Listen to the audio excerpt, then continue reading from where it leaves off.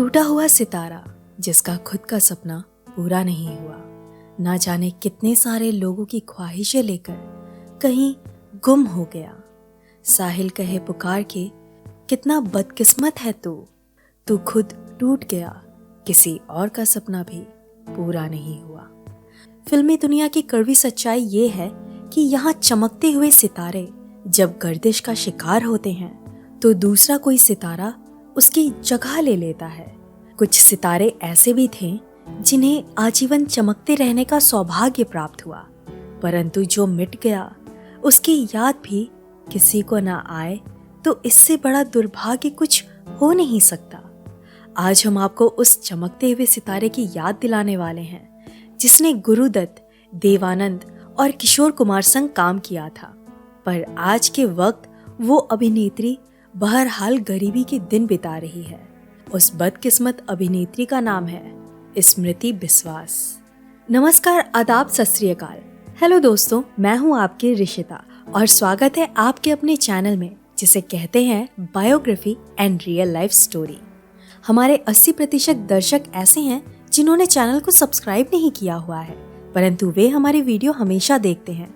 हमारा अनुरोध है कि ऐसे दर्शक इस चैनल को सब्सक्राइब कर लें और स्मृति बिस्वास जैसी खोई हुई अभिनेत्री की कहानी आम जनता के बीच पहुंचाने में मदद करें। 1928 में जन्मी और 95 साल स्मृति बिस्वास अपने दौर की बड़ी खूबसूरत और काबिल अभिनेत्री हुआ करती थी। फिल्म इतिहासकार कहते हैं कि शुरू से उनके साथ सब कुछ अच्छा हो रहा था।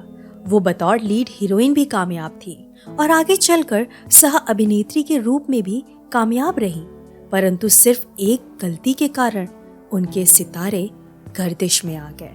वैसे उन्हें आपने सुपरहिट फिल्म दिल्ली का ठग में देखा होगा, साथ ही हुतात्मा भगत सिंह पर बनी पहली फिल्म शहीद आजाद फिल्म में भी उन्होंने अभिनय किया था। 1956 की अरब का सौदागर फिल्म में उन्होंने हास्य अभिनेता सुंदर के साथ स्क्रीन शेयर किया था। उनकी हमदर्द और मॉडर्न गर्ल नामक फिल्में भी यादगार हैं। फिल्मों के अलावा उन पर फिल्माए गए गीत मैं भी जवान दिल भी जवान, दीवाना दिल गाए, ऋतु आए सखी रे जैसे गाने यूट्यूब पर मिल जाते हैं। उनकी पर्सनल जीवन पर चर्चा की जाए तो पता चलेगा कि उस जमाने में उन्होंने डिग्री तक की पढ़ाई की थी।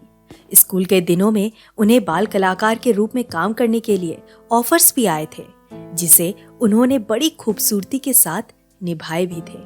एक दो फिल्मों में काम करने के बाद उन्होंने आगे की पढ़ाई के लिए फिल्मों से दूरियां बनाई और कुछ साल बाद बतौर लीड एक्ट्रेस के रूप में पदार्पण किया। अभिनेत्री और गायिका गीता दत्त के साथ उनकी खास दोस्ती हुआ करती थी। गुरुदत्त की बायोग्राफी किताब में स्मृति बिस्वास का नाम अक्सर लिया गया है। दुर्भाग्य के साथ कहना पड़ रहा है कि स्मृति बिस्वास गुरुदत्त को लेकर गीता दत्त के कान भरती थी। इस बात का प्रमाण आपको गुरुदत्त की किताब में मिल जाएगा। स्मृति अक्सर अपने दोस्तों के साथ पार्टी करने गीता दत्त के घर आती थी। एक बार तो गुरुदत्त ने अबरार अलवी को कह दिया था कि उनका यहाँ आना उन्हें बिल्कुल पसंद नहीं आता। खैर, ये बात उस वक्त की है जब स्मृति बिस्वास ने फिल्म जगत से संन्यास ले लिया था।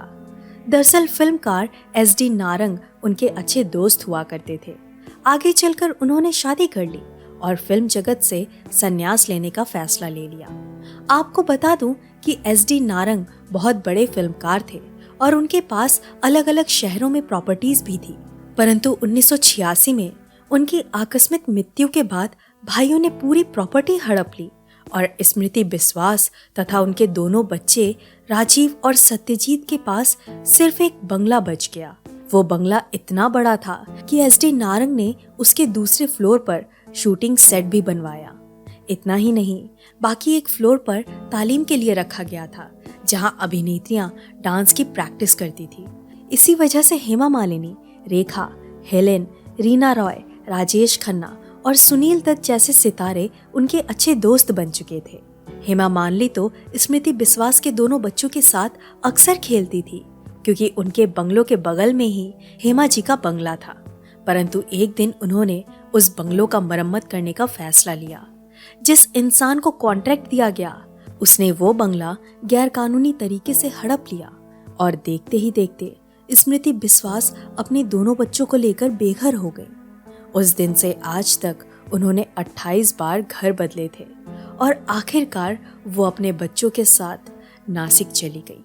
एक इंटरव्यू में उनके बच्चों से पूछा गया कि क्या आपने अपने रिश्तेदारों के साथ कानूनन लड़ाई नहीं लड़ी। इस पर उनके बच्चों ने कहा कि आज लड़कर क्या फायदा, वो भी इस उम्र में। अभी दोनों बच्चे स्मृति बिस्वास की देखभाल कर रहे हैं और फिल्म जगत के बड़े सितारों ने भी उन्हें आर्थिक मदद करके उनका हौसला बढ़ाया है।